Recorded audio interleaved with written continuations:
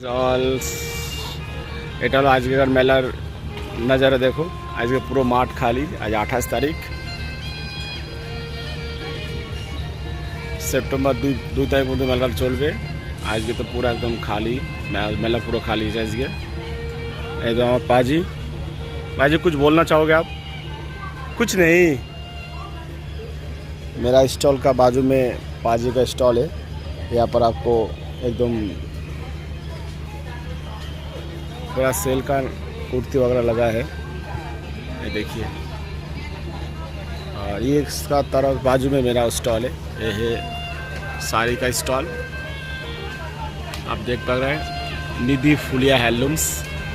ये आपको पूरा pure cotton, pure khadi cotton मिलेगा यहाँ पर आपको। एकदम पूरा खादी कॉटन तसर পিওর পিওর পাবেন। এখানে এখানে যেটা হবে সেটা পিওর পাবেন।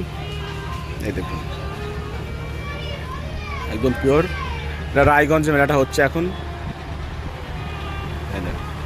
একদম পিওরে পাবেন, যেটাই পাবেন এখানে পিওর পাবেন। খাদি কটনের মধ্যে পাবেন, খাদি কটন তসর সিল্ক সব ধরনের অ্যাভেলেবেল আছে আমার কাছে।